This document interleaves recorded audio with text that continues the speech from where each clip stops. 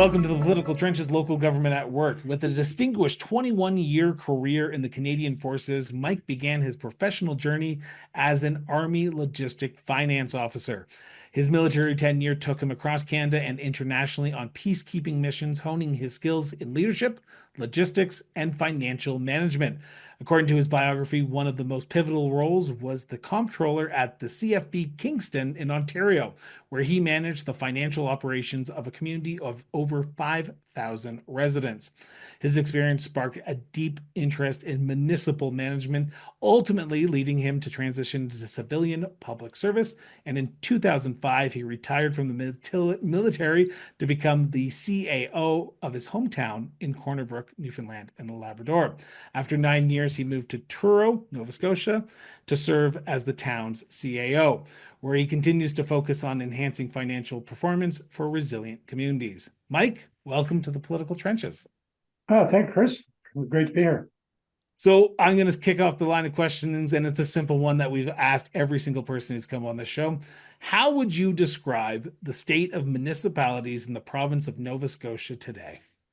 Well, I think in general terms, we're in pretty good shape. Obviously, we're like anybody, any municipality across Canada, we're facing challenges with everything from climate change to inflation to just I guess general civility within that we all face every day with dealing with the general public. I think for the most part, we've got a fairly robust both a associated municipal administration within Nova Scotia, as well as at the political level, the Nova Scotia Federation of Canadian Municipalities. They're both fairly strong organizations, and I think they've done really a great job in kind of tying the municipalities together. So we share a lot of knowledge. We have a lot of meetings, several meetings a year, regular, and then we have a lot of special meetings that are called by either organizations. And we do a lot of collaborative work together, which I think really works well. It's pretty much on a regular basis that I'm consulting with one of my peers from across Nova Scotia on an issue or being asked something. We do a lot of stuff. We've got a listserv set up for all the communities, and we fire questions around all the time, kind of share information so that nobody's reinventing the wheel. And and I know that our councils do similar things. They're always talking to each other, so we're in good shape. We just went through municipal elections, so new councils in place in a lot of locations. I lucked out. I've got one new councillor.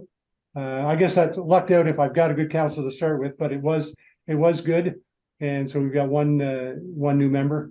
So we're kind of everybody's settling out from that, going into the new year. And then because it wasn't complicated enough, now we got not a new provincial government, but provincial government got reelected, and that's one of the areas I think for Nova Scotia that we'll work on the next the next 4 years with the continuation of the Houston government is just a relationship with the municipalities, because coming out of Newfoundland, I think Newfoundland had probably a little bit stronger relationship with municipal affairs than we do here. And municipal affairs had a lot more clout in Newfoundland. I mean, I used to get all my capital money from municipal affairs. Here it comes through another department, and it's kind of it flows separately. So there's a little bit of a disconnect, a little bit more in Nova Scotia. It would be good. I don't know if that'll ever get streamlined. I don't think we're not going to change that quickly, but it's that's some of the things that need to evolve, and we're talking to the province. But I think we're in pretty good shape. Hey, we're growing. Most of the communities are growing. We've seen unprecedented development within Truro in the last 4 years. We've got, it doesn't sound much to a big city area, but we've got like 6 major multi-unit buildings under construction at the same time right now, which to us is fantastic. And you go into Halifax. You can't look in any direction. You think you're in Toronto. Any direction in Halifax, you're seeing a crane, and it's booming, right? So it's a good time to be here, and we're enjoying it, and we're doing a little bit of work with New Brunswick as well too, just kind of talking to what's going on there as well. And I've got a few colleagues there that I kind of talk to on a regular basis. So, the Atlantic, we enjoyed the Atlantic bubble during COVID. and kind of we've got a little bit of that going on now too. I mean, all the we're not very big, so we talk to each other just to just to share information and find out what's going on. So it's yeah, it's working well, I think. I'm going to jump in now, if I may. Just a quick observation, Mike. I haven't actually been to Nova Scotia since yesterday, so been around a bit. My question to you is, based on your experience in Nova Scotia, Newfoundland and Labrador, and some of the other work you've done elsewhere in the country, what do you think is unique about local government in Nova Scotia, if anything? I yeah, I think it's somewhat unique in the fact that we've got like Newfoundland, for example, has 100 or 280 some municipalities, right? And and that's okay. In Nova Scotia, we've got 48, 49 municipalities, and they say, well, that's way too many, right? It's unique, but I think at the same time, with what I see as not a lot of municipalities, I think it's a real chance um, to talk a lot, right, and to exchange information. And it's not an overwhelming number, so you usually know where to turn to find someone who can help you out with an issue you might have. So there ends up being a lot of collegial work being done among the CAOs and that, and having a good conversation. Newfoundland, we were just too spread out. I mean, you knew, and a lot of really small communities that, I was in Corner Brook at 20,000 people, which was a city, and then I guess the next largest after me was Mount Pearl on the other coast, which in Newfoundland that's like a 9-hour drive, right? So it was a lot of distance to cover. So there wasn't a lot of chance on you're once or twice on an annual conference you might see people, but in Nova Scotia we get a chance to get together quite often. Usually, and the good thing is we just don't do it in Halifax. We do it all around the province, and we really get a chance to kind of share in what each others are doing and kind of learn from that. For example, we're doing an energy project right now with the County of Cumberland, and we're kind of learning off what Mahone Bay and some of the other areas have been doing in Nova Scotia, and kind of sharing with that. And people are really open to sharing information and best practices and what they've been up to. And I think that's worked well. I mean, you look at, my experience in Ontario was there's just so many municipal governments, and they've got, multi-tiered government as well too. We run a county system here, but it's not really a county system at the end of the day. I mean, the towns exist on their own, and the cities exist on their own, and then the counties are their own municipal units at the end of the day, right? So it's kind of it's a little bit different, I think, in that respect too. Whereas, you see the multi-tiered government, and I think Alberta has a similar model as well too.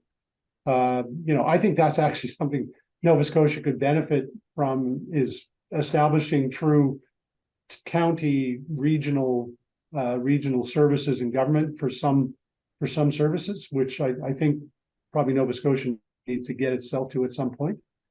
But I think where we are different is, again, I think we're a lot more cohesive for the most part, and interesting too.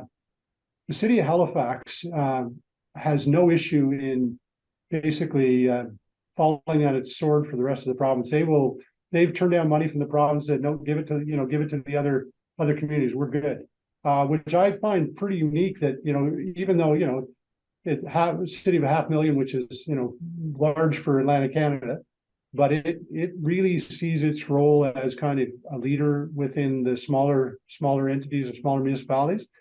And that's really refreshing, in the fact that it's not out for itself. It knows if it does well, everybody else does well, but it does well by having everybody else in good position as well too. It doesn't want to be the island of prosperity in Nova Scotia. It realizes it's got to spread that wealth and some of those things around. So it fends for itself, and it lets the province kind of do what it needs to do outside of Halifax. Not saying that it doesn't get some provincial money, but certainly it shares that around. In fact, I got a project I just finished this summer, that the only reason I got it done is Halifax turned the money down because they didn't feel they needed it, and we got it instead. So my hat's off to them. But it was on my bucket list of things to do, and I finally got done this summer. Can I Just ask a you that? topic we Sorry, I want to just interject here. I'm going to follow up with you in 1 year's time because I know that they just have a new mayor elected in Halifax. So Yeah, let's see if yeah, you never know. let's see if that story holds out. That's true. Sorry, Ian, go It ahead. can set the character of a city. You're right. I mean, you know, Mike Savage was my observation, he was a great mayor. He knew his role. He was a great champion of the province, and he really focused on working with everybody and working together. And you know, I don't know Mayor Fillmore that much, but again, I guess we'll see what happens at the end of the day. But you're right, it could change things and the attitude in that as well. So we'll see what happens.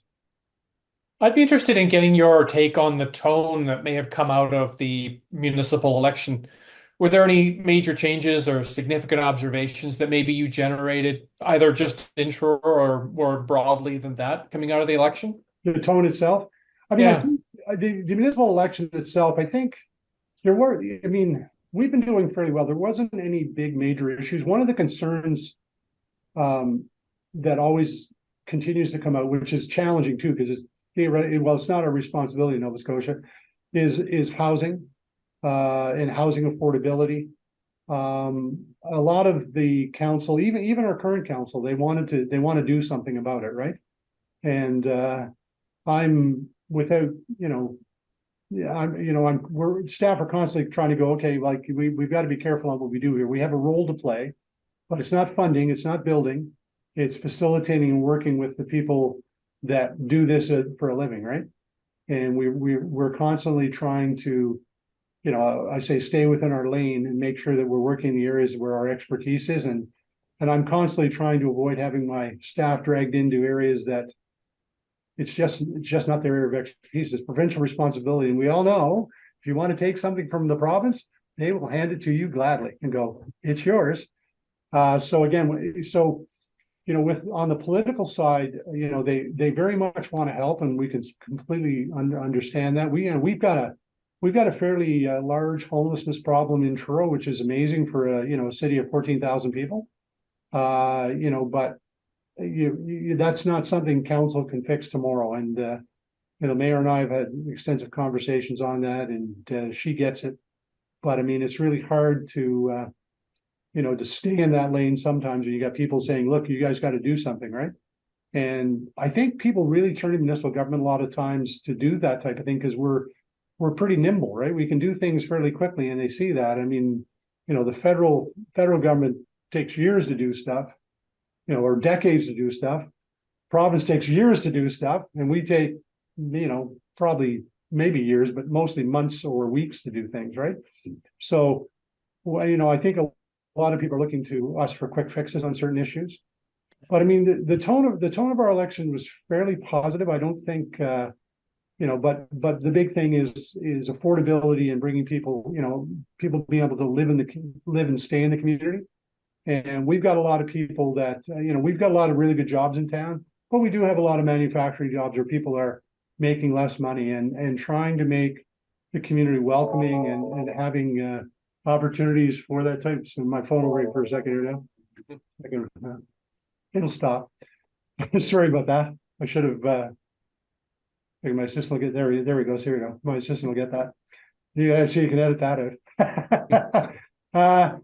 Anyways, so yeah, we've just like I said, that issue has been the major thing that has been going on, and some of it's interesting too. I think one of the things that we just approved provincially imposed code of conduct, and some of the councillors during the election campaign talked about civility as well too, right?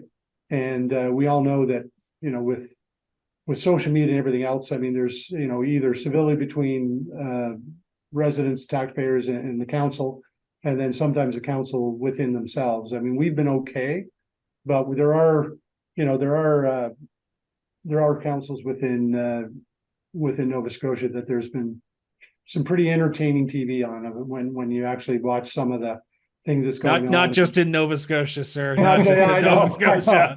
Yeah, You're not unique in that situation. Yeah, but you know, hey, it's great. It's like watching, you know, it's like watching a train wreck. Hey, you just going, oh my God, I can't believe this is happening, right? but it's kind of shock, shock reality TV. I mean, who needs Survivor? But hey, I suppose it's one way to get people to watch your council meetings, but it's not not a good way for the staff to have to deal with it. So, we've had some very minor issues, but I mean, I think that's a big thing that's been an ongoing theme with municipal election is bringing that in, and just kind of changing some of the tone that's among the councils. But I think the province itself in general is kind of focused on continuing to move ahead and try to get the supportability issue dealt with from a housing perspective. And the growth of the province has been an imperative. Now we'll see what the recent restrictions on immigration is going to do that. But I mean, we've benefited in a big way from a lot of newcomers coming in. I mean, Truro itself, when I got here, was a fairly 10 years ago, was a fairly homogeneous community, and we've really seen a lot of diversity come in, which is fantastic. We're seeing such benefits from it, and and culturally, I think we're prospering as well too. And I think a lot of the council sees that, and they want to make sure that everybody feels welcome in the community, and that's a big thing that they're focused on, making sure that everybody does feel that way. I want to jump back to something you just mentioned, actually. There's a certainly of interest to me, and that is the requirement by the provincial government that all municipalities adopt a code of conduct, either by bylaw, policy, or resolution. Whether the impact of that is going to be felt broadly, and whether municipal councils might be feeling that that's the province piling on a little bit, or it's just a response to the way society is just going. Well, I don't think it is, because this code of conduct we talk about. I said how slow sometimes things happen. I got here 10 years ago. They were talking about it then. It took 10 years to put this together. The Association of Municipal Administrators, Nova Scotia, actually did the framework for this code of conduct probably about 8 years ago, and it's been getting batted around for a long time. And one of the biggest delays was to come up with reasonable sanctions within the code that all the councillors would accept, that could be imposed, because again, a lot of communities had codes of conduct that through local bylaw where they developed, but they didn't have the authority to really sanction a councillor in any particular way, right? They didn't. Right. Under the Municipal Government Act, that's just not within a council's authority. So I think, and the only ones actually that got away with it a couple of years ago, HRM is under their own charter. They're not under the Municipal Government Act. So they actually sanctioned one of their councillors for 90 days and kicked them out, right? And it was a good action at the time. They felt it was required. Didn't do a lot. Wasn't very fussed about it. But at the end of the day, the big thing about the code coming in now is there's defined sanctions. And I think it took a long time for the province to get its head around what those would be. There was a lot of consultation that went with it. And I think the councils are accepting of the code because they did have some level of involvement. Now, did the province listen to everything that was said? Certainly not. And the documents that's there now reflect some of what the councils wanted in there, and it reflects a lot of what the province wanted in there. So can I jump in here for a second, because I want to follow up on this line of questioning for a second, because across Canada, we are seeing on this show and through other shows that I have, the role and the desire to become a municipal administrator is not there anymore. The amount of horse dung, and I will use that lightly, that administration have to deal with today that they didn't have to deal with 20 years ago or even 10 years ago prior to COVID-19 has changed dramatically. And you talk about that social media aspect of the counselor's job. Yeah. Is there protections for administrations when we talk about code of conduct from residents, and to ensure that our staff want to be there? Because without council's great, but without your administration, you're not doing your job. Yeah, well, yeah, I think the protection is we tell staff we use Facebook for an information tool, and we basically tell staff to basically ignore social media as far as criticism of their job, right? You know, I'll probably take a look at it. I've got a communications manager that reviews it, but we don't. A lot of times I've started to do it. We shut the comments off. But just on the Yeah. just I think I need to clarify because Yeah, sorry. social media is great, but in a community like Truro, Hmm. everyone knows everyone. In a province like Yeah, Nova somewhat. Yeah, Scotia, yeah, but if you walk down the street, you know who in quoting Ian's book, who's driving the grader, you probably know yeah. who the grader Oh, operator yeah, you is probably during do. this Yeah, now. So, yeah. so how do you protect your staff to make it a desirable job that you don't get burnt out? To be honest, I haven't heard too much. I mean, maybe some of my senior staff, they'll go to, my director of Parks and Recreation. She got young kids in hockey, right?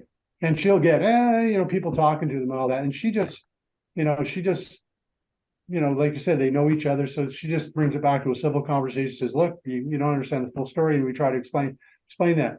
We try to do a lot of that to offset some, to try to provide information on a timely basis so that people are not, we get a lot of rumors going on. Oh, yeah, this is going, and so we try, like, we really and it's only been recently, we got a new communications person coming in, and she tries to stay on top of things. So if something's coming up, she goes, this could be a concern. So she tries to put information out on it. So it's not rumors that people are going by.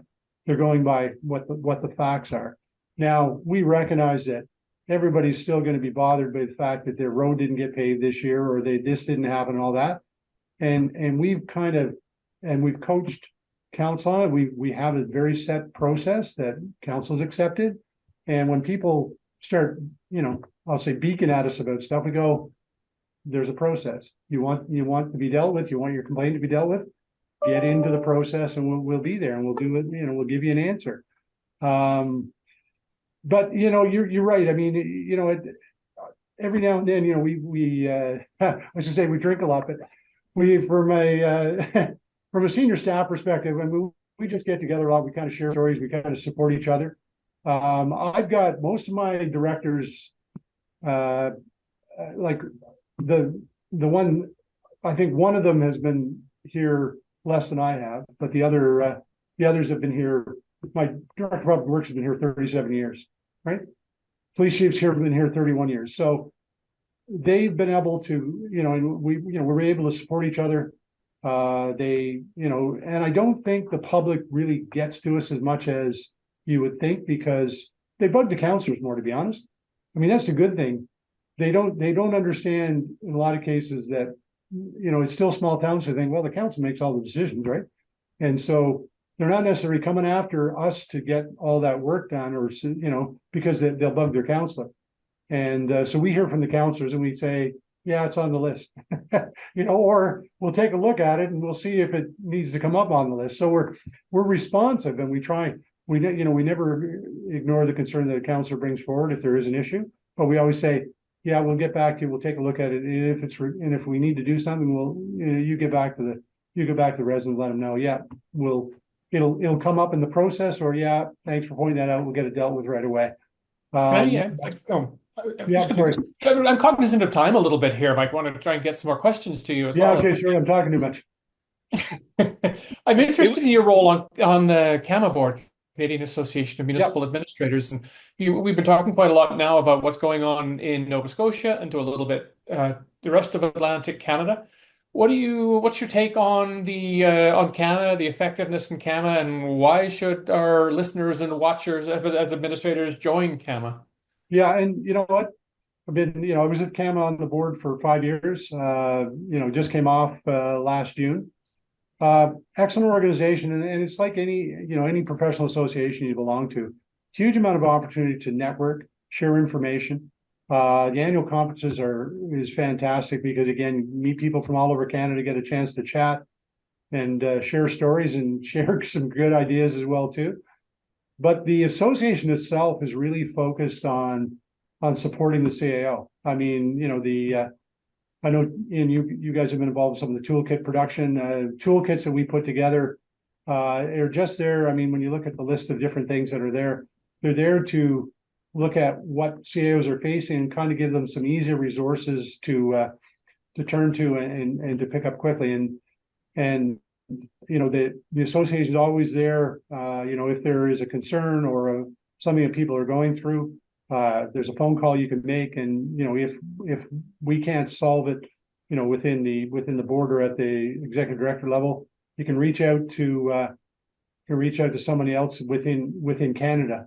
We've all got our provincial associations that work really well, but I mean, we don't know necessarily who to reach out to. For example, in Alberta or whatever, and say, what are you guys doing? But CAMA has that type of reach because they're involved with all the associations and kind of that link to all of that, and just the level of expertise that's there. I mean, it's and I think one of the great things they put together, and probably people are aware of it, like even the Masterminds program, limited number of CAOs can get into it. It's just to sit in a privileged platform. Nothing gets shared. What gets said in Masterminds stays in Masterminds. But it's just a chance to bring an issue forward that's really having problems, and with either the facilitator or the other people in the group, help you kind of brainstorm some issues, right? Which, as a CAO, you may not be able to talk to your staff about some of the issues that you're going through, right? You may not have that level of expertise to lean on, but that's within CAMA. You can talk to some people, shared experience, and me in a community of 14,000, it's kind of reassuring to know that some of the bigger communities are going through the same thing, but they've gone through it early enough that they can give me some solutions or talk about it, and even something as simple as, hey, I'm looking at putting in a public washroom, large community, what's been your experience? And they go, oh, wait a minute, here's the things you can be aware of before you do that. The role and responsibilities of municipalities, we talked about it earlier, about how the province and the federal government are so happy to just allow municipalities to take the responsibility of some provincial and federal issues. Looking towards the future, do you see municipal governance changing dramatically because of that offloading of jurisdictional responsibilities to the province? Yes, I do see it coming, but and you talk about the things that keep you up at night. It does concern me a lot, because again, we run a fairly small staff, and and we're fairly specialized in what we do. You start putting on, and we're busy, right? So you start putting on more of a load, particularly in areas that we don't have the level of expertise, and the province has the advantage of having departments that do this kind of thing, and then you put it down at our level. It puts a huge load on the staff. And again, it gets into new areas where we don't have the lived experience of what the province was doing with some of these files. And there's a lot of areas that, I mean, we just, quite frankly, I don't even think can cover off. We've got a policing review going on right now, and I'm very much concerned about some of the shifting that could occur on what are now central services that are provided, for example, by the RCMP, that are now going to come down on municipal departments, and both from a responsibility perspective, sourcing of the level of expertise, and then the funding, right? That was resonant with the province. And typically, when you see stuff come down for the province, it doesn't necessarily come with the money that they had to do that function. So again, we've got municipal, we've got property tax picking up costs that we've never picked up before. And again, I talked, I think earlier, the challenges is that we've got, we're dealing with a fairly fixed tax base and increasing costs and responsibilities. So it's really challenging. And are you optimistic that municipalities can surf through the next year? And I say surf as in get through the potential obstacles that they're going to have to face? Oh yeah, I mean, at the end of the day, we can do anything, right? I mean, seriously, I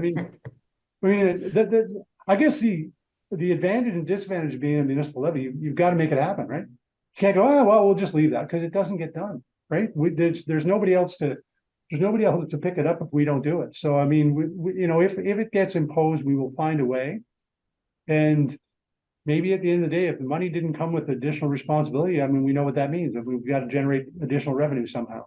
So unfortunately, it gets, one, I always say there's only one taxpayer, whether they're municipal, provincial, or federal taxes, there's only one taxpayer. So they, whether we get it through fees or we get it through taxation or whatever, ultimately, if we have to take more on and we're not funded to do it, we have to get it done. we have to find a way to make it happen, or we drop the level of service. I mean, that's the other thing, which, say that to a counselor, yeah, we can do that, but the service level is going to drop. They go, oh, you can't do that. Well, okay, what do you want us to do? But I think, Ian, yeah, Ian, I think Mike was listening to our first part of the conversation I that we thought were that talking too. about. All he has to do is mention King Charles, and we've got the trifecta here. yeah, there we go. No, I probably won't mention King Charles, but yeah, but at the end of the day, municipalities get things done, right? That's the bottom line. That's why I got into this, because I wanted to see, I wanted to make things happen in the communities, and it sounds really cliche and whatever, but I mean, that's what all of my directors. That's why they come to work every day, because no matter what gets thrown at us, council throws us. Oh, we get it done. And that's, when you come to municipal government, I think you've got to have that in your mind, because if not, you'd be overwhelmed. Just say, okay, how are we going to tackle this, right? You know, I should have asked. yeah, Go go ahead. I should have asked this. This is my last question, and then I'm going to wrap up here. But I should have asked this at the beginning. You have served our country in uniform. You have worked alongside international around the world and around Canada with our Canadian Armed Forces. You have worked in the military. Where does this desire to give back to Canada and your community come from? Because I asked that to municipal Yeah. leaders, but I've never had that pleasure to ask a CAO who's given back in so many different ways. And this is Well, just for my own personal question, and I apologize, Ian, but I need to know this. Yeah. I mean, I think if you ask anybody that's in uniform, they just have a desire to serve. They have, they want to do the right thing. They want to make sure that, if something happens, that there's somebody there that's going to, we always say make the ultimate sacrifice, but that's a little bit melodramatic. But I mean, at the end of the day, you're willing to go to somewhere where the government wants you to go, even though it's not a great place to be, and make things happen. And I don't know. My dad was in the military. Maybe he gave that to me, but it's just a desire to kind of do what needs to be done. And Have I you mean, enjoyed it? what's that? Have you enjoyed your time in municipal politics? Yeah, it's been interesting. Yeah, I have. I mean, for the most part, it Interesting. has been, right? I mean, The- it's one of those things, though. I mean, and I know. I mean, what's the average life of a CAO in Alberta? 1.3 years or something like that. In Ontario, it's probably around the same thing. Nova Scotia is a lot better, but as a CAO, you know that you're only you're only as good, or you only live as long as your council says it's okay, right? So you kind of live that existence, and a lot of times CAOs go through um a huge ethical issue. Is, yeah, do I do the easy thing and make council happy, or I do the right thing that I know should be done? And we're faced with that decision, not on every day, but it happens. And you know what? As a result of that, there's people that have gone out the door because they've made their council unhappy, because they wouldn't agree to something that didn't make sense, right? Our job is to advise and say, yep, here's what you need to do. And we know that every now and then they go, yeah, well, thanks for the advice. We're going to do something different. And you got to be able to live with that. And at the end of the day, they, because you advise differently, they might go, yeah, maybe we need somebody different, because they're, that person's, whoever it is, isn't with the program, right? But I think, there is a close link to, being in the military and then serving at municipal level. It's just that you're there to make your communities better, or make them safer, or just, just to be there to, just try to do, I guess, do the right thing at the end of the day. That's kind of what we try to do. I mean, again, that keeps me coming to work every morning, is just try to get things done for the community, and try to make it a better place to live. Right. Awesome. Mike, Yeah. I want to thank you so much from both Ian and myself for sitting down with us today. We always find these conversations fascinating when we sit down with people, because we hear their passion in their voices, and it sounds from just our 40-minute conversation that you have passion for your community and passion to serve your country and your community. So thank you so much for joining us in the political trenches today. No, thanks a lot. I enjoyed it, though. It's good discussion. Ian, thanks for inviting me to do it. I certainly appreciate it. And Chris, it's great. So yeah, hope you guys have a great Christmas, and enjoy the weekend. Thanks very much, Mike.